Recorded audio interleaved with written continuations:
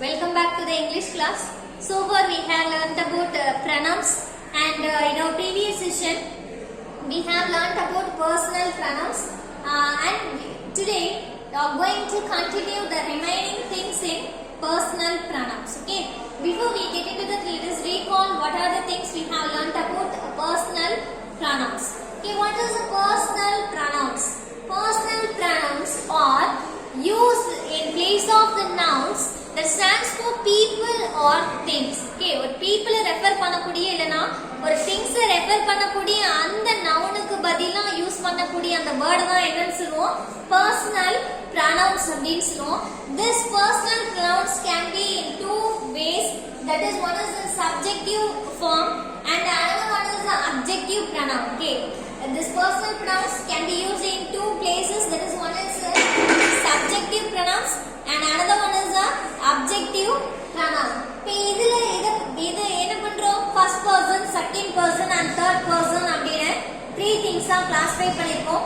These personal pronouns, these persons are further subdivided into two forms, and one is the singular form and another one is the plural form. Okay, now previous session we have finished about the first two things, that is first person and second person in subjective pronoun. Subject place la irukக்கூடிய first person second person பத்தி பார்த்திருப்போம். இப்போ இந்த செஷன்ல எதை பத்தி பார்க்க போறோம் அப்படி பாத்தீங்கன்னா subjective pronouns in third person. Okay, third person ல இருக்கக்கூடிய subjective pronoun பத்தி நாம பார்க்க போறோம். Okay, now have an example for each one of the third person subjective pronoun. What are the third person subjective pronoun we have here? Okay, இங்க என்ன இருக்கு அப்படினு பாருங்க. He, she, it and they. Okay, what is the meaning of he, she, it and they அப்படினு பாருங்க. He means அவன், அவர் அப்படினு சொல்லுவோம். அப்ப she னா என்ன அப்படினா அவள், அவர் அப்படினு சொல்லலாம். Then it னா அது அப்படினு சொல்லுவோம். Then come to the next thing, that is they. They னா அவர்கள் அப்படினு சொல்லுவோம். அப்ப இதுக்கு எல்லாத்துக்கும் ஒரு எக்ஸாம்பிள் பாப்போம். இப்ப he னா எதை நம்ம he ன்னு சொல்லுவோம் இல்ல யாரை நம்ம he ன்னு சொல்லுவோம் அப்படினு பாத்தீங்க அப்படினா usually we are using he for the masculine gender. Okay, எப்பவுமே நம்ம என்ன பண்ணுவோம் அப்படினு பாருங்க, he ன்றத masculine genderக்கு யூஸ் பண்ணுவோம். அதாவது மேல் ஜெண்டரை ரெஃபர் பண்ணக்கூடிய அந்த நவுன்ஸ்க்கு பதிலாக யூஸ் பண்ணக்கூடிய personal pronoun தான் he அப்படினு சொல்லலாம். Here we have an example in this thing. Sridhar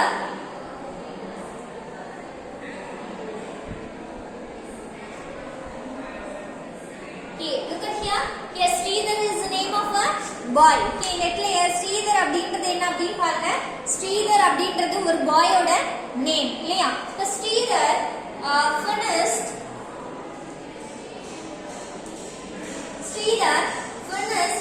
8 books in the library. 8 books in the library.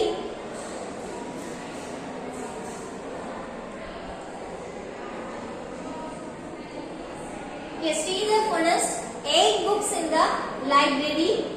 Then next அப்படி பாருங்க, next என்ன வரும் அப்படி பாருங்க. He is a very fast reader. A very fast reader. Okay, now look at this sentence. In this sentence we are having the third person, that is Sridhar. Okay, நெட்ல Sridhar அப்படின்றவங்க என்ன இருக்காங்க, third person அப்படினு சொல்றாங்க. Because why we call Sridhar as a third person? ஏனா நெட்ல என்ன பத்தி பேசல, உங்களை பத்தி பேசல இல்லையா, வேற ஒரு ஆளை பத்தி தான் பேசணும். அப்ப Sridhar அப்படின்றவங்க யாரு நெட்ல third person. இப்போ இந்த third person யாரு? he is a male or a female? Okay, he is a male one இல்லையா? அப்ப male அப்படினா நம்ம என்ன யூஸ் பண்ணுவோம்? he ன்றது நெட்ல யூஸ் பண்ணுவோம். இப்போ நெட்ல இதுதான் சப்ஜெக்ட் அப்படினு பாருங்க. இப்போ he is a very fast reader அப்படினு கொடுத்திருக்கோம். இப்போ who is a very fast reader அப்படினு கேட்டா நம்ம என்ன ஆன்சர் பண்ணுவோம்? he ன்னு ஆன்சர் பண்ணுவோம் இல்லையா? நம்ம என்ன சொல்லிருக்கோம், சப்ஜெக்ட் எது அப்படின்றத ஐடென்டிஃபை பண்ணனும்னா நம்ம என்ன பண்ணனும்? If you ask the question and if we get the answer for the question who means we can come to the conclusion that it is a subject அப்படின்றத we can identify it. Yes, இப்போ நெட்ல பாத்தீங்க அப்படினா he is a very fast reader. யார் fast reader அப்படினு பாத்தீங்கன்னா Sridhar fast reader. நெட்ல ஸ்ரீதரை பத்தி மட்டும் தான் பேசிருக்கோம் இல்லையா? இப்போ நெட்ல ஸ்ரீதர் அப்படின்றது ஒரு பையனோட பெயர். அதனால நம்ம இங்க என்ன யூஸ் பண்ணிருக்கோம்? heன்றத யூஸ் பண்ணிருக்கோம். இப்போ personal pronouns அப்படினு சொன்னாலே it has one important rule, that is it should have the same gender and the number that according to the subject. அதாவது பாத்தீங்க அப்படினா அந்த personal pronouns வந்து ஒரே gender உள்ளதா இருக்கணும். அந்த நம்பர்ஸும் பாத்தீங்க அப்படினா அந்த நவுனை பொறுத்து தான் அந்த நம்பர்ஸும் சேஞ்ச் ஆகும். இப்போ இந்த இடத்துல பாத்தீங்க அப்படினா சேம் ஜெண்டர்னா என்ன அர்த்தம்? இப்போ இந்த இடத்துல பாருங்க ஸ்ரீதர். இப்போ ஸ்ரீதர் அப்படின்றது ஒரு பையன் இல்லையா? அப்ப பையனா நம்ம என்ன பண்ணுவோம்? he தான் யூஸ் பண்ணுவோம். பையனை ரெஃபர் பண்ணக்கூடிய ஜெண்டர் தான் யூஸ் பண்ணுவோம். அப்ப அதுக்கு பதிலா நீங்க she னு போட்டா தப்பு. பர்சனல் ப்ரொனவுன்ஸ் எப்பவுமே என்ன பண்ணும்? it should have the same gender. அதே ஜெண்டர் தான் இருக்கணும். வேற ஜெண்டர் மாத்த கூடாது. அதே சமயம் நம்பர்ஸும் சேஞ்ச் ஆக கூடாது. சேம் நம்பர் தான். நம்பர்னா 1 2 ன்னு சொல்லுவோம் இல்லையா? இப்போ இந்த ஸ்ரீதர் அப்படின்றது எத்தனை பர்சன்? only one person இல்லையா? 1 person அப்படின்றதுனால இவன் ஒரு பையனா இருக்கனால he ன்னு யூஸ் பண்ணிருக்கோம். இப்போ நீங்க இந்த இடத்துல they அப்படி எழுதிருந்தீங்க அப்படினா theyனா எத்தனை பேரை குறிப்பிடும்? theyனா நிறைய பேர் இல்லையா? more than one person அவர்கள் அப்படினு சொல்லுவோம். ஒரு ஆளுக்கு மேல இருந்தாதான் நம்ம என்ன சொல்லுவோம்? they ன்னு சொல்லுவோம் இல்லையா? இப்போ இந்த இடத்துல ஸ்ரீதர்னு ஒரே ஒரு person நேம் சொல்லிட்டு ஸ்ரீதர் பத்தி மட்டும் சொல்லிட்டு அந்த இடத்துல யூஸ் பண்ணக்கூடிய pronoun மட்டும் நிறைய பேர் மீன் பண்ண கூடாது. இது வந்து என்ன? it is a wrong one.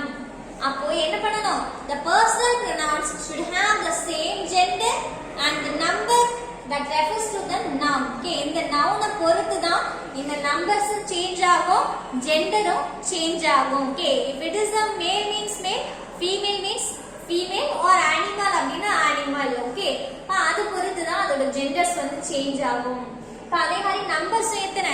ஒரு ஆளா இருந்தா ஒரு ஆளை ரெஃபர் பண்ணக்கூடிய pronoun எழுதுவோம்.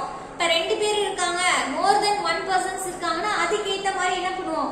pronouns வந்து சேஞ்ச் பண்ணுவோம். Okay, now coming to the next pronoun, that is she. இப்ப she னா என்னன்னு சொன்னோம்? she னா girl இல்லையா? அவள் அப்படின்னு சொல்லுவோம். sheன்றது ஒரு பொண்ணை குறிப்பிடக்கூடிய ஒரு pronoun அப்படின்னு அவள் அப்படின்னு சொல்லுவோம். இப்ப இதுக்கு என்ன எக்ஸாம்பிள் சொல்லலாம் அப்படின்னு பாருங்க.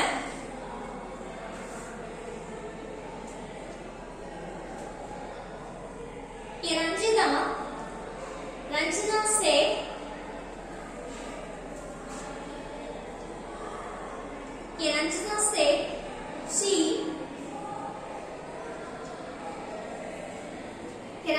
said she decided to give them a surprise. She decided to give them a surprise.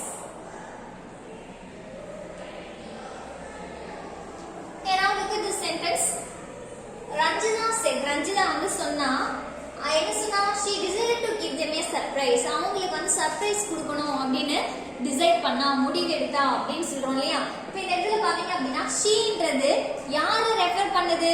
ரஞ்சிதாவை refer பண்ணுது. ஏன் இந்த இடத்துல நம்ம she னு யூஸ் பண்ணிருக்கோம், he னு யூஸ் பண்ண கூடாதா?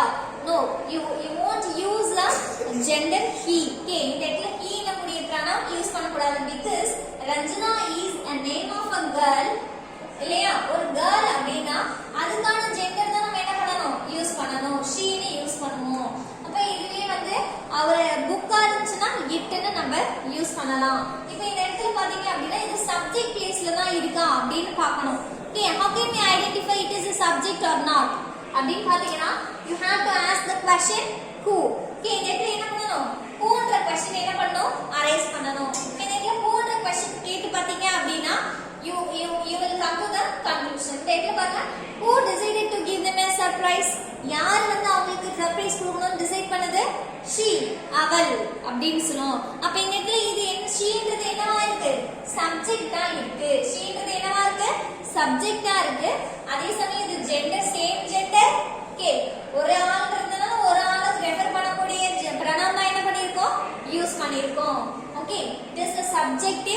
pronoun in third person singular. Okay, now coming to the next pronoun, that is it.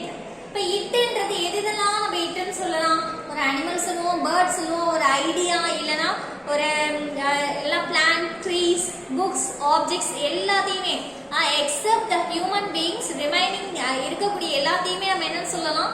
It அப்படின்றத சொல்லலாம் இல்லையா? இப்போ இதுக்கு என்ன எக்ஸாம்பிள் சொல்லலாம் அப்படின்னு பாருங்க. The cat. The cat is sleeping in the kitchen. The cat is sleeping in the kitchen.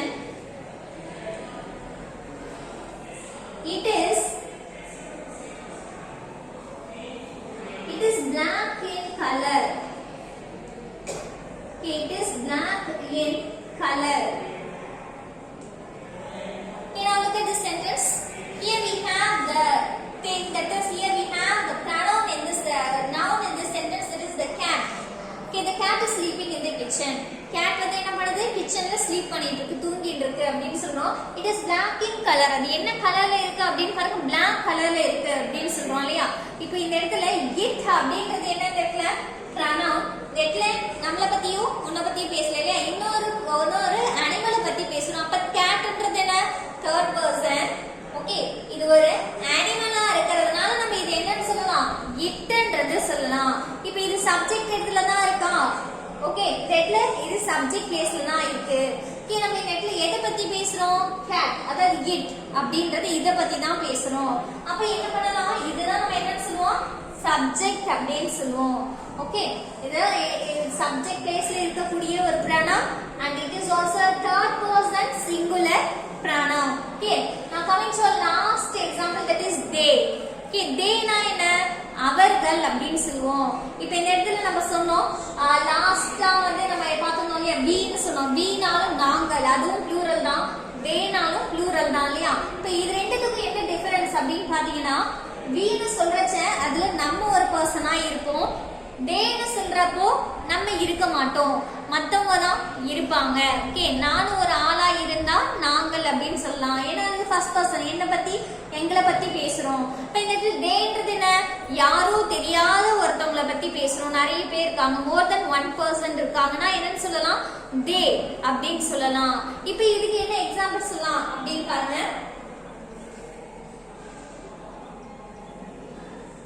The players arrived yesterday.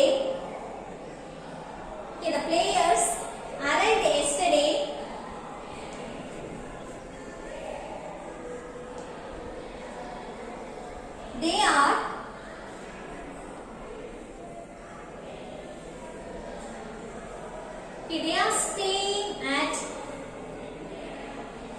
They are staying at the Hotel Marriott. They are staying at the Hotel Marriott. Okay, now see, here we are talking about the players. நேத்து நம்ம யாரை பத்தி பேசுறோம்? players பத்தி பேசுறோம். Players arrived yesterday. Players லாம் நேத்தே வந்து சேர்ந்துட்டாங்க. They are staying at the Hotel Marriott. அவங்க எல்லாரும் எங்க ஸ்டே பண்ணிருக்கதா சொல்றோம்? Hotel Marriott ஸ்டே பண்ணிருக்காங்க அப்படின்னு சொல்றோம். இப்போ நெட்ல பாருங்க, the players அப்படின்னு சொல்லும்போது more than 1% இருக்காங்க இல்லையா? ஒரு பர்சனுக்கு மேல இருக்காங்க இல்லையா? ஒரு பர்சன் நம்ம மீன் பண்ணல, நிறைய பேர் இருக்காங்க. அப்ப பிளேயர்ஸ் பத்தி பேசுறோம். it is a third person. Okay, இன்னொரு மத்தவங்கள பத்தி தான் பேசுறோம் இல்லையா? அந்த பிளேயர்ஸ் பத்தி பேசுறோம். அப்ப இது third person. it is a noun. Okay, இது என்னன்னு சொல்லுவோம்? noun அப்படின்னு சொல்லுவோம்.